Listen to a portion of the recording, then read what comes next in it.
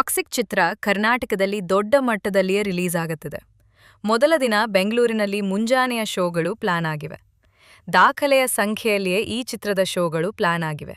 ಈ ಒಂದು ವಿಷಯವನ್ನ ಚಿತ್ರ ನಿರ್ಮಾಣ ಸಂಸ್ಥೆ ಅಧಿಕೃತವಾಗಿ ಹೇಳಿಕೊಂಡಿದೆ. ಟಾಕ್ಸಿಕ್ ಚಿತ್ರ ಕರ್ನಾಟಕದಲ್ಲಿ ದೊಡ್ಡ ಮಟ್ಟದಲ್ಲಿಯೇ ರಿಲೀಸ್ ಆಗುತ್ತಿದೆ. ಇಡೀ ರಾಜ್ಯದೆಲ್ಲೆಡೆ ಅತಿ ಹೆಚ್ಚು ಶೋಗಳು ಪ್ಲಾನ್ ಆಗಿವೆ. ಮೊದಲ ದಿನ ಬೆಂಗಳೂರಿನಲ್ಲಿ ಈ ಚಿತ್ರದ ಶೋಗಳು ಅತಿ ಹೆಚ್ಚು ಇರುತ್ತವೆ. ದಾಖಲೆಯ ಮಟ್ಟಕ್ಕೇನೆ ಇಲ್ಲಿ ಶೋಗಳು ಪ್ಲಾನ್ ಆಗಿವೆ. ಬೆಳಗ್ಗೇನೆ ಈ ಚಿತ್ರದ ಶೋಗಳು ಶುರುವಾಗುತ್ತಿವೆ. ಆಗಸ್ಟ್ 26ರಂದು ಈ ಚಿತ್ರ ರಿಲೀಸ್ ಆಗುತ್ತಿದೆ. ಬೆಳಗ್ಗೇನೆ ಈ ಚಿತ್ರವನ್ನ ಕರ್ನಾಟಕದ ಜನ ನೋಡಬಹುದು. ಆ ಲೆಕ್ಕದಲ್ಲಿಯೇ ಈ ಚಿತ್ರದ ಶೋ ಪತ್ರದ ಶೋ ಪ್ಲಾನ್ ಆಗಿವೆ. ಟಾಕ್ಸಿಕ್ ಚಿತ್ರ ಭಾರೀ ನಿರೀಕ್ಷೆ ಹುಟ್ಟುಹಾಕಿದೆ. ಬಹುಕೋಟಿ ವೆಚ್ಚದಲ್ಲಿಯೇ ಈ ಚಿತ್ರ ತಯಾರಾಗಿದೆ. ಇಂಗ್ಲಿಷ್ ಮತ್ತು ಕನ್ನಡದಲ್ಲಿ ಈ ಸಿನಿಮಾ ತಯಾರಾಗಿದೆ. ಕನ್ನಡ ಮತ್ತು ಇಂಗ್ಲಿಷ್ ಅಲ್ಲದೆ ಈ ಚಿತ್ರ ತೆಲುಗು, ತಮಿಳು, ಹಿಂದಿ, ಮಲಯಾಳಂ ಭಾಷೆಯಲ್ಲೂ ರಿಲೀಸ್ ಆಗುತ್ತದೆ. ಆ ರೀತಿನೇ ಎಲ್ಲ ಪ್ಲಾನ್ ಆಗಿವೆ.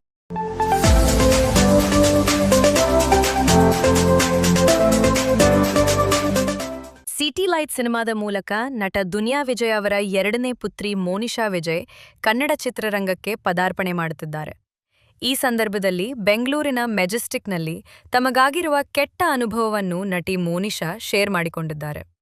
ಈ ಸಿನಿಮಾದ ಶೂಟಿಂಗ್ ವೇಳೆಯಾದ ಅನಿರೀಕ್ಷಿತ ಹಾಗೂ ಕಹಿ ಘಟನೆಯನ್ನ ನೆನಪಿಸಿಕೊಂಡಿರುವ ಮೋನಿಶಾ, ಸಮಾಜದಲ್ಲಿ ಹೆಣ್ಣುಮಕ್ಕಳ ರಕ್ಷಣೆ ಮತ್ತು ಭದ್ರತೆಯ ಕುರಿತು ಗಂಭೀರ ಚಿಂತನೆಗೆ ಹಚ್ಚುವಂತ ಮಾತುಗಳನ್ನಾಡಿದ್ದಾರೆ.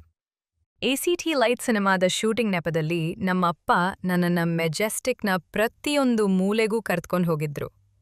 ಬೇರೆಯವರ ಜೀವನ ಹೇಗಿರುತ್ತೆ, ಸಾಮಾನ್ಯ ಜನರು ಎಂತಹ ವಾತಾವರಣದಲ್ಲಿ ಬದುಕ್ತಾರೆ ಎನ್ನುವುದನ್ನು ತೋರಿಸೋದು ಅವರ ಉದ್ದೇಶವಾಗಿತ್ತು.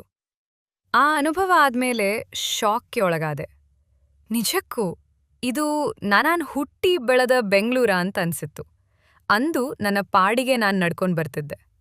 ಯಾರೋ ಮಧ್ಯವಯಸ್ಕ ವ್ಯಕ್ತಿಯೊಬ್ಬ ನನ್ನ ಹತ್ತಿರ ಬಂದು ಏನೋ ಹೇಳಿದ್ರು. ಆದರೆ ಅವರೇನು ಹೇಳಿದ್ರು ಎಂದು ನನಗೆ ಸರಿಯಾಗಿ ಅರ್ಥ ಆಗ್ಲಿಲ್ಲಲ್ಲ. ಆದರೆ ಅವರ ಉದ್ದೇಶ ಏನು ಅನ್ನೋದು ಮಾತ್ರ ನನಗೆ ಕ್ಲಿಯರ್ ಆಗಿ ಗೊತ್ತಾಯಿತು ಎಂದು ಆತಂಕ ತೋಡ್ಕೊಂಡಿದ್ದಾರೆ.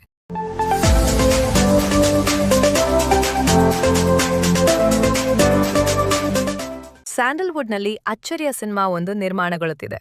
ಕಿರಿಕ್ ಪಾರ್ಟಿ, ಅವನೇ ಶ್ರೀಮನ್ನಾರಾಯಣ, ಅವತಾರ ಪುರುಷ ಸೇರಿದಂತೆ ಸಾಕಷ್ಟು ಬಿಗ್ ಬಜೆಟ್ ಸಿನಿಮಾಗಳನ್ನು ನಿರ್ಮಿಸಿರುವ ಪುಷ್ಕರ್ ಮಲ್ಲಿಕಾರ್ಜುನಯ್ಯ ಇದೀಗ ಹೊಸ ಸಾಹಸಕ್ಕೆ ಮುಂದಾಗಿದ್ದಾರೆ. ವಿಜಯನಗರ ಸಾಮ್ರಾಜ್ಯವನ್ನು ಬೆಳ್ಳಿತೆರೆಗೆ ಪರಿಚಯಿಸೋಕೆ ರೆಡಿಯಾಗಿದ್ದಾರೆ.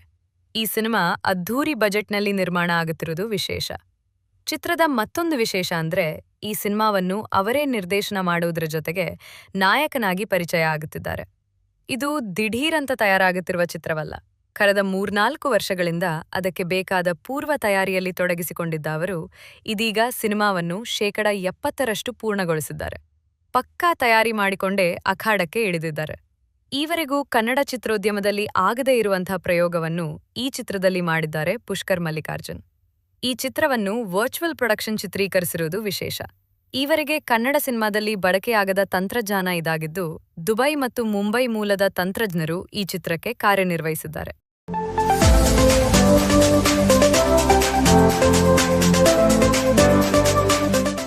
ನಟ ವಿಕ್ರಮ್ ರವಿಚಂದ್ರನ್ ಹಲವು ದಿನಗಳ ವಿರಾಮದ ಬಳಿಕ ಮತ್ತೆ ಡಿಜಿಟಲ್ ವೇದಿಕೆಯಲ್ಲಿ ಕಾಣಿಸಿಕೊಂಡಿದ್ದು, ತಮ್ಮ ಬಹು ನಿರೀಕ್ಷಿತ ಮುಧೋಳ್ ಚಿತ್ರದ ಹೊಸ ಅಪ್ಡೇಟ್ ಹಂಚಿಕೊಳ್ಳುವ ಮೂಲಕ ಅಭಿಮಾನಿಗಳಲ್ಲಿ ಹೊಸ ಉತ್ಸಾಹ ಮೂಡಿಸಿದ್ದಾರೆ. ಕಳೆದ ಕೆಲವು ವಾರಗಳಿಂದ ಸಾಮಾಜಿಕ ಜಾಲತಾಣಗಳಲ್ಲಿ ಹೆಚ್ಚು ಸಕ್ರಿಯವಾಗಿರದ ವಿಕ್ರಮ್ ಇದೀಗ ಚಿತ್ರದ ಬಗ್ಗೆ ಮಾಹಿತಿ ನೀಡುತ್ತಾ ಅಭಿಮಾನಿಗಳ ಕುತೂಹಲಕ್ಕೆ ತೆರೆ ಎಳೆಯುವ ಪ್ರಯತ್ನ ಮಾಡಿದ್ದಾರೆ. ಮುಧೋಳ್ ಸಿನಿಮಾ ಘೋಷಣೆಯಾದ ದಿನದಿಂದಲೇ ಸಿನಿ ಪ್ರಿಯರ ಗಮನ ಸೆಳೆದಿತ್ತು. ವಿಭಿನ್ನ ಕಥಾಹಂದರ ಹಾಗೂ ಹೊಸ ರೀತಿಯ ಪಾತ್ರದಲ್ಲಿ ವಿಕ್ರಮ್ ಕಾಣಿಸಿಕೊಳ್ಳಲಿದ್ದಾರೆ ಎಂಬ ಮಾತುಗಳು ಸಿನಿ ವಲಯದಲ್ಲಿ ಕೇಳಿಬರುತ್ತಿವೆ. ಈ ಹಿನ್ನೆಲೆ ಚಿತ್ರದ ಪ್ರತಿಯೊಂದು ಅಪ್ಡೇಟ್ಗೂ ಅಭಿಮಾನಿಗಳು ಕಾತರದಿಂದ ಕಾಯುತ್ತಿದ್ದರು. ಈಗ ಸ್ವತಃ ವಿಕ್ರಮ್ ಸಾಮಾಜಿಕ ಜಾಲತಾಣದ ಮೂಲಕ ಚಿತ್ರದ ಕುರಿತು ಮಾಹಿತಿ ಹಂಚಿಕೊಂಡಿರುವುದು ಚಿತ್ರದ ಮೇಲಿನ ನಿರೀಕ್ಷೆಯನ್ನು ಇನ್ನಷ್ಟು ಹೆಚ್ಚಿಸಿದೆ. ಡಿಜಿಟಲ್ ಕಂಬ್ಯಾಕ್ ವೇಳೆ ವಿಕ್ರಮ್ ಚಿತ್ರದ ಕೆಲಸಗಳು ಉತ್ತಮ ರೀತಿಯಲ್ಲಿ ಸಾಗುತ್ತಿವೆ ಎಂಬ ಸುಳಿವು ನೀಡಿದ್ದಾರೆ. ಜೊತೆಗೆ ಶೀಘ್ರದಲ್ಲೇ ಮತ್ತಷ್ಟು ಅಪ್ಡೇಟ್ಗಳನ್ನು ನೀಡುವುದಾಗಿ ಸೂಚಿಸಿದ್ದು, ಟೀಸರ್, ಫಸ್ಟ್ ಲುಕ್ ಅಥವಾ ಇತರೆ ವಿಶೇಷ ಘೋಷಣೆಗಳ ಬಗ್ಗೆ ಅಭಿಮಾನಿಗಳಲ್ಲಿ ಚರ್ಚೆ ಆರಂಭವಾಗಿದೆ.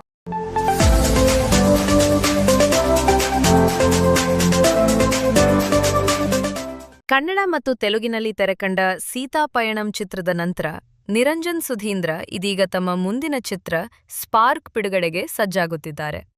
ಈ ಚಿತ್ರವು ಸೆಪ್ಟೆಂಬರ್ 25ರಂದು ರಾಜ್ಯದಾದ್ಯಂತ ತೆರೆಗೆ ಬರಲಿದೆ. ಮಹಾಂತೇಶ್ ಹಂದ್ರಲ್ ನಿರ್ದೇಶನದ ಈ ಚಿತ್ರದಲ್ಲಿ ನಿರಂಜನ್ ನ್ಯಾಯಕ್ಕಾಗಿ ಹೋರಾಡುವ ಪತ್ರಕರ್ತನ ಪಾತ್ರದಲ್ಲಿ ಕಾಣಿಸಿಕೊಳ್ಳಲಿದ್ದಾರೆ. ಇತ್ತೀಚೆಗೆ ನಡೆದ ಕಾರ್ಯಕ್ರಮವೊಂದರಲ್ಲಿ ಸಚಿನ್ ಬಸ್ರೂರು ಸಂಗೀತ ಸಂಯೋಜಿಸಿರುವ ಚಿತ್ರದ ಮೊದಲ ಹಾಡು ಶಕಲಕವನ್ನು ಚಿತ್ರತಂಡ ಬಿಡುಗಡೆ ಮಾಡಿತು. ಈ ಕಾರ್ಯಕ್ರಮದಲ್ಲಿ ಪಾಲ್ಗೊಂಡು ಮಾತನಾಡಿದ ನಟ ಪ್ರೇಮ್, ಉದಯೋನ್ಮುಖ ಪ್ರತಿಭೆಗಳ ಮೇಲೆ ಹೂಡಿಕೆ ಮಾಡುವಂತೆ ಕನ್ನಡ ಚಿತ್ರರಂಗಕ್ಕೆ ಕರೆ ನೀಡಿದರು.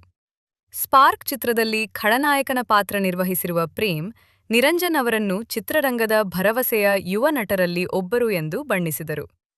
ಇತರ ಚಿತ್ರರಂಗಗಳು ಅವರನ್ನು ಗುರುತಿಸುವ ಮುನ್ನವೇ ನಮ್ಮ ನಿರ್ಮಾಪಕರು ಅವರ ಸಾಮರ್ಥ್ಯವನ್ನು ಗುರುತಿಸಿ ಬೆಂಬಲಿಸಬೇಕು ಎಂದರು. ನಿರ್ಮಾಪಕರಾದ ಗರಿಮಾ ಮತ್ತು ಅವಿನಾಶ್ ವಸಿಷ್ಠ ಅವರನ್ನು ಶ್ಲಾಘಿಸಿದ ಪ್ರೇಮ್, ಇನ್ನೂ ದೊಡ್ಡ ಮಟ್ಟದ ಚಿತ್ರಗಳನ್ನು ನಿರ್ಮಿಸುವ ದೃಷ್ಟಿಕೋನ ಮತ್ತು ಸಂಪನ್ಮೂಲಗಳನ್ನು ಹೊಂದಿದ್ದರೂ ಅವರು ಒಬ್ಬ ಕನ್ನಡದ ಯುವ ನಟನ ಮೇಲೆ ನಂಬಿಕೆ ಇಟ್ಟರು ಎಂದು ಹೇಳಿದರು.